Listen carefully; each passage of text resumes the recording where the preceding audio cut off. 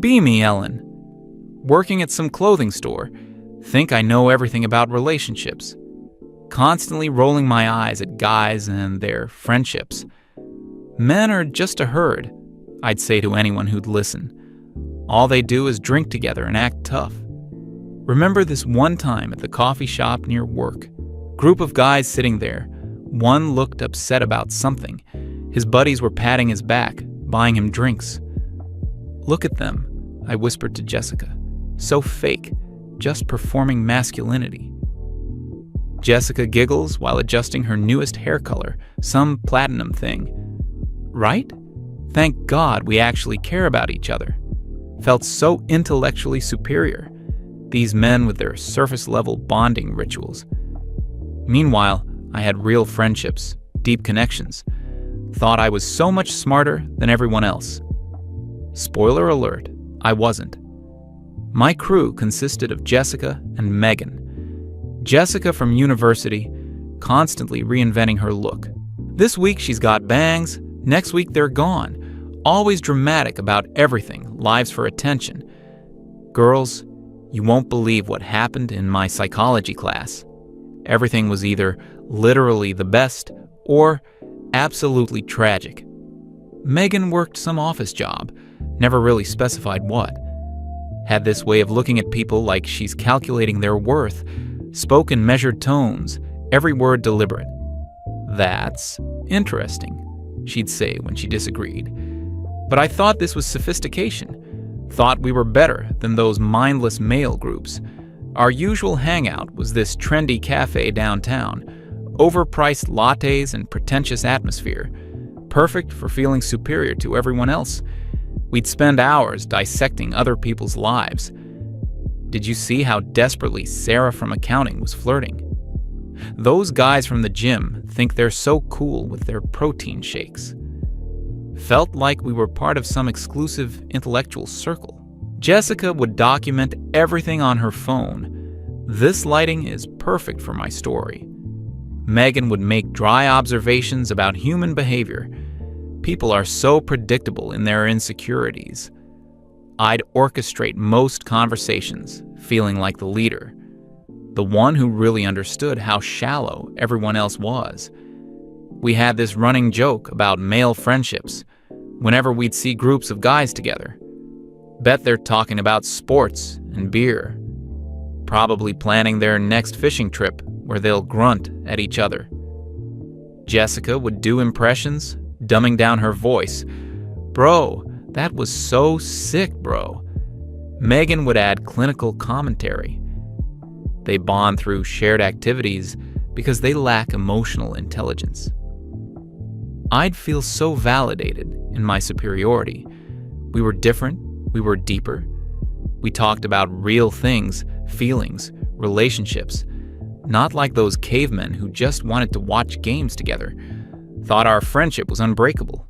We'd make elaborate plans weeks in advance, shopping marathons where we'd critique everyone's fashion choices, movie nights where we'd analyze every character's psychological motivations, weekend brunches that lasted 4 hours minimum.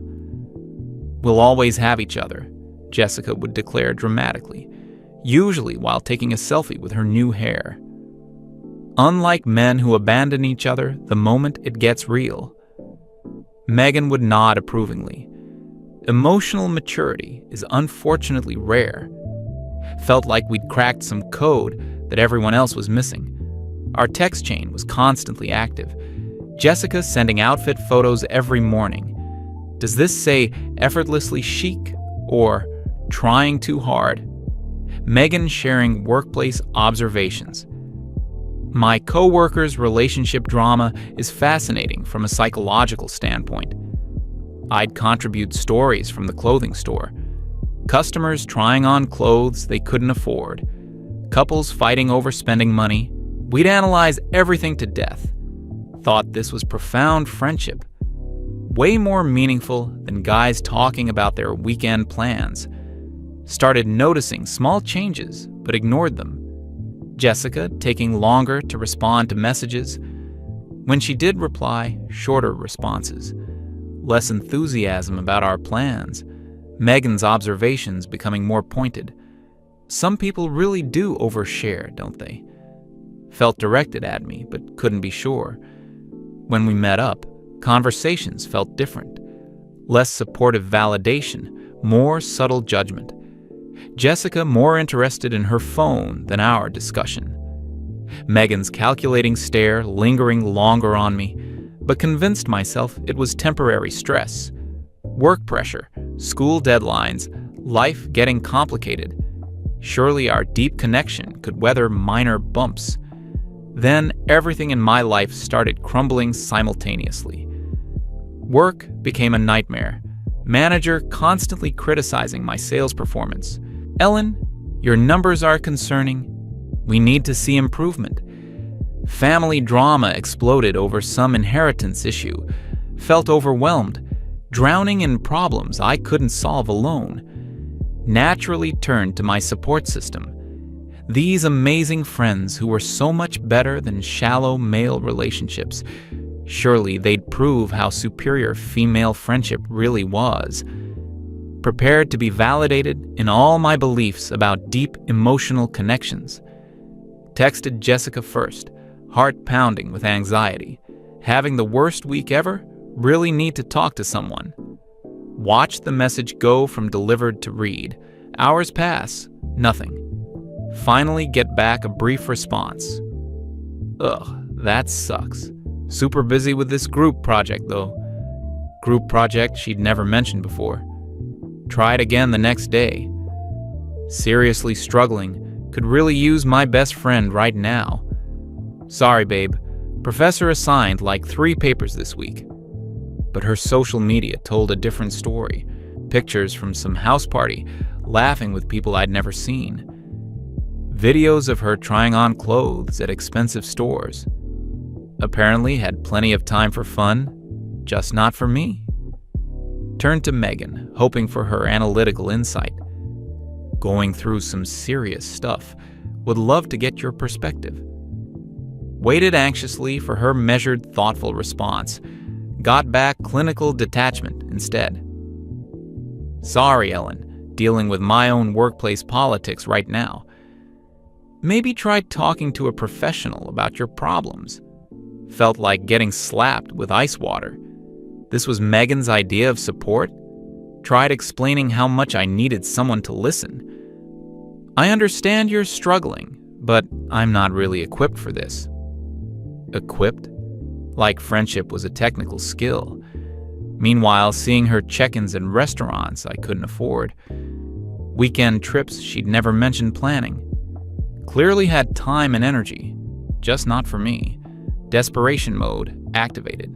Started calling instead of texting, hoping for real connection. Jessica's voicemail every time. Hey girl, leave a message and I'll get back to you when I can. Spoiler, she never did. Tried showing up at places I knew they'd be. Cafe where we used to meet regularly. Jessica there with different people, styling her latest hair transformation. Spotted me and gave a weird wave. Didn't invite me over. Felt invisible, like I was watching my own life from outside. Megan at the bookstore we used to browse together. Pretended not to see me completely. Or maybe genuinely didn't notice, too absorbed in her own world. The breaking point came on a particularly awful Tuesday. Boss pulled me aside again about performance issues. Threatened my job security and corporate speak. Family situation reached peak toxicity. Felt like I was drowning in problems. Called Jessica, genuinely sobbing. Actually picked up this time, miracle. Ellen, what's wrong? Sounded annoyed, not concerned. Could hear music and laughter in the background. I'm falling apart. Everything's going wrong. I just need someone to talk to. Look, I get that you're going through stuff, but honestly, pause. Muffled conversation with someone else. We all have problems. You can't just dump everything on other people. Felt like she'd punched me through the phone. Dump everything? I'm asking my best friend for support. I'm not your therapist, Ellen. Figure it out. Hung up on me. Sat there, staring at my phone in complete shock. Tried Megan one last desperate time. I know you said you're busy, but I'm really struggling with some serious issues. And I wouldn't be reaching out if I didn't genuinely need help. Her response came back quickly for once. Ellen, I think you might be going through something that requires professional help. I'm not qualified to deal with this level of emotional intensity. Perhaps it would be better if you spoke to a counselor. Clinical, detached, like I was a case study. Not a friend who'd spent months sharing intimate details of our lives. Realized she'd been evaluating me this whole time, not connecting, just observing like I was entertainment. Sat alone in my apartment that night, scrolling through months of text conversations, looking for signs I'd missed. Realized our deep friendships had been completely one-sided. I'd been doing most of the emotional labor, asking about their lives, remembering details, offering support. They'd been taking notes, not taking part. Jessica had been performing friendship for social media content. Megan had been conducting psychological experiments. Neither had ever really cared about me as a person, just enjoyed having someone who made them feel superior. The irony hit like a freight train. All those times I'd mocked male friendships as shallow, dismissed guys as emotionally unavailable, laughed at their simple bonding activities. Meanwhile, my sophisticated female friendships crumbled instantly. The moment I actually needed something real, those guys I'd ridiculed stuck by each other through genuine crises, helped each other move, covered shifts when someone was sick, showed up without being asked when things got tough, while my enlightened girlfriends vanished at the first sign of actual problems, completely alone now. No Jessica with her constant hair changes and desperate attention-seeking. No Megan with her cold analysis and superior attitude. Just me and the crushing realization that I'd been totally wrong. About friendship, about gender differences, about human nature.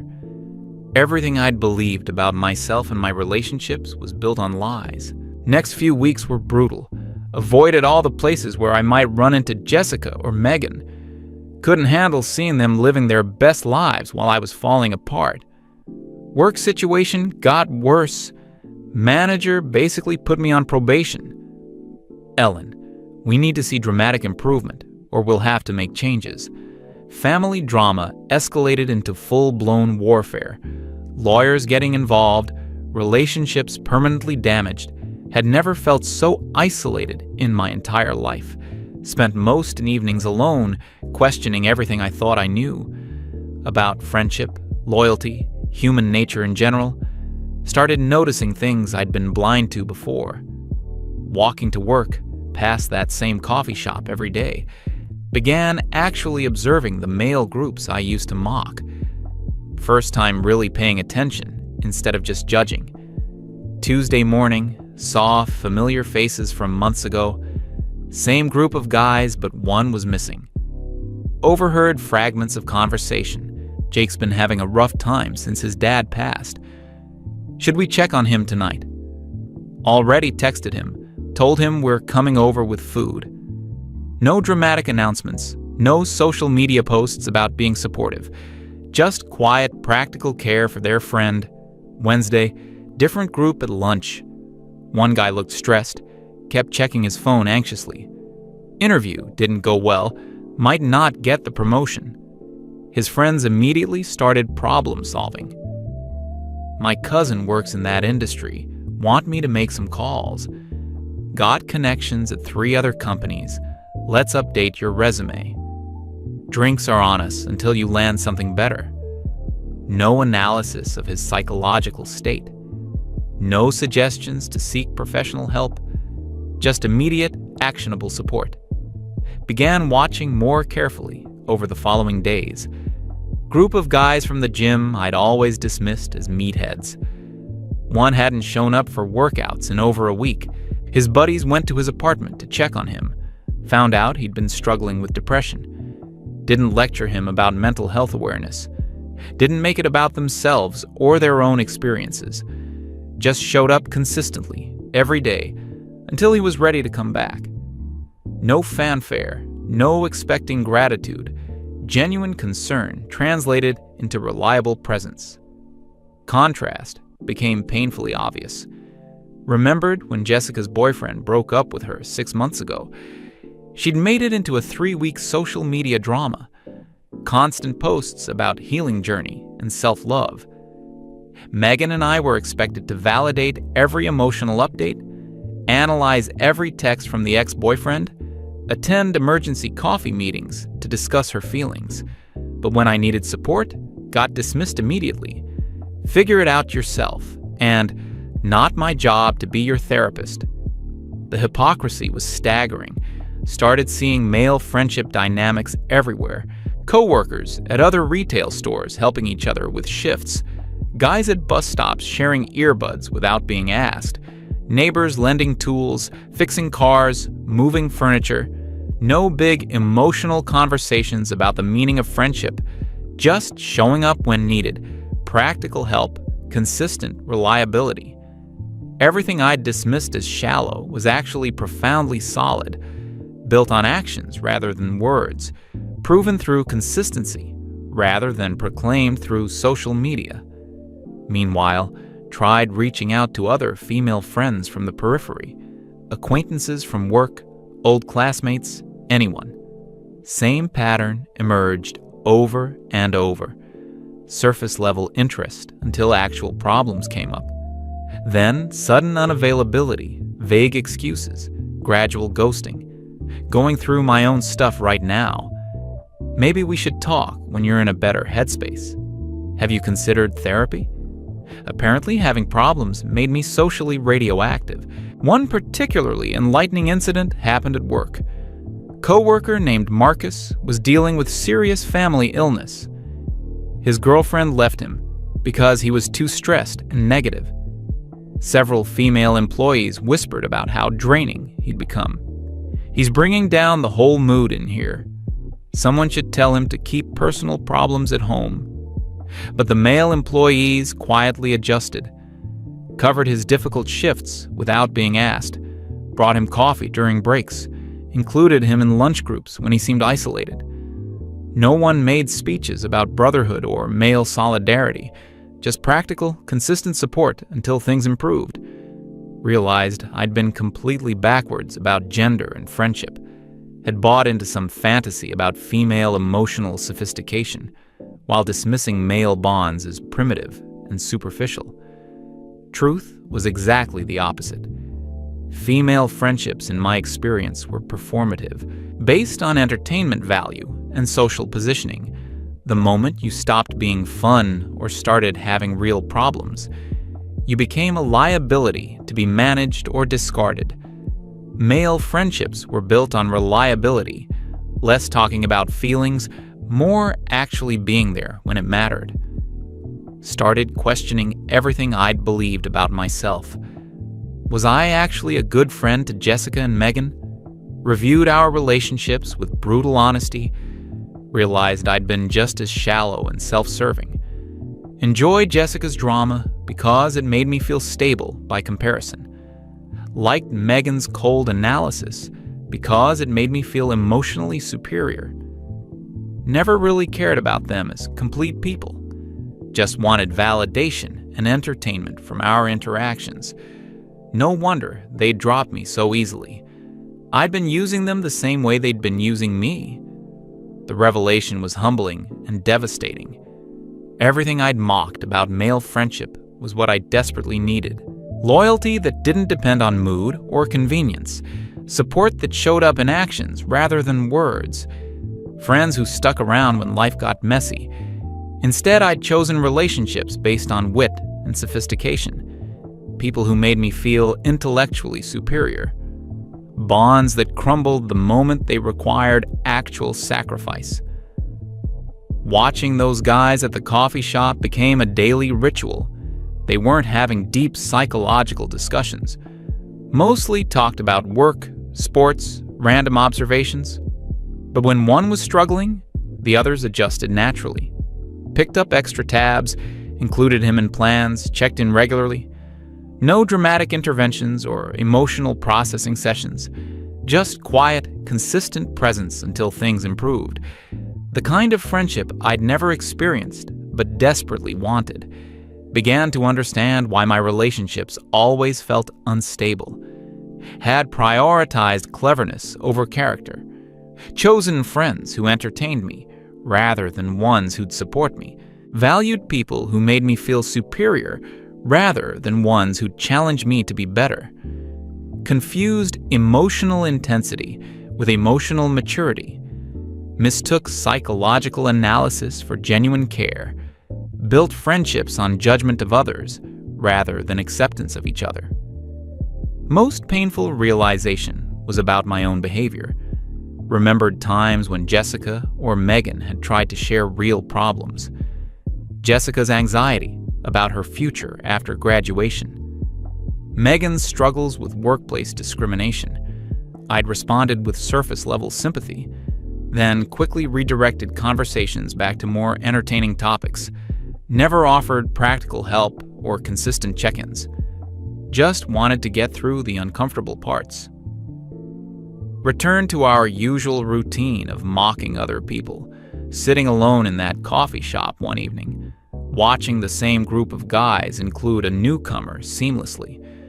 Guy looked lonely, clearly didn't know anyone. They just started talking to him about the game on TV. Within an hour, he was part of the conversation. No background checks, no evaluation period. Just basic human decency and inclusion. Realized I'd never seen female groups do this. Women tended to be more exclusive, more judgmental about newcomers. Required extensive vetting before acceptance. Contrast hit me like cold water.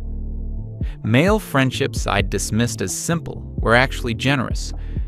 They didn't require constant emotional labor to maintain. Weren't based on sharing secrets or analyzing personalities, built on shared activities and mutual reliability. When problems arose, they responded with practical help, not amateur therapy sessions or dramatic emotional processing. Just showed up, helped out, and kept showing up until things improved. Started feeling genuine envy watching these relationships. The ease of interaction, the lack of hidden agendas. No one was performing friendship for social credit. No one was documenting their loyalty for social media. Just people who enjoyed each other's company and took care of each other when needed. Everything I thought I wanted from Jessica and Megan, but had never actually experienced. Final wake-up call came unexpectedly. Ran into Jessica at the mall, couldn't avoid the encounter. She was with new friends, different crowd entirely. Barely acknowledged me, clearly uncomfortable. "Oh, hey Ellen, how are things?" Tone suggested she didn't actually want to know. New friends, looking at me like I was interrupting something important. Conversation lasted maybe 2 minutes before she made excuses. "Great seeing you. We should definitely catch up soon." Universal code for never contact me again. Watched her walk away laughing with people who'd replaced me. Realized I'd been just as replaceable to her as she was becoming to me. Walking home, past the coffee shop one more time. Same group of guys, but now I saw them completely differently. Not as shallow bros performing masculinity, but as people who'd figured out something I'd missed entirely. How to build relationships based on reliability rather than entertainment. How to support each other without making it about themselves. How to be present without being dramatic about it. Everything I'd thought was primitive was actually sophisticated. Everything I'd thought was shallow was actually deep. Got home and looked at myself honestly for the first time. Admitted I'd been wrong about almost everything. Wrong about friendship, wrong about gender dynamics, wrong about what mattered in relationships. Spent years feeling superior to people who were actually better at human connection. Mocked bonds that were stronger than anything I'd ever experienced. Built my identity on being smarter than everyone else. while completely missing the point of what friendship actually meant. Deleted Jessica and Megan's numbers from my phone, not out of anger, but out of acceptance. We'd never been real friends anyway, just people using each other for validation and entertainment. They'd moved on because that's what people do. When the entertainment value runs out, couldn't even blame them, really. I'd have done the same thing in their position, probably had done the same thing to other people without realizing it. Sat in the silence of my apartment, no constant text chains analyzing other people's lives, no plans to meet up and feel superior to strangers, no performances of sophisticated friendship, just me and the crushing realization that I'd wasted years pursuing relationships that were fundamentally hollow, while dismissing the kind of friendship I actually needed. The kind those guys at the coffee shop had figured out intuitively. Simple, reliable, and real.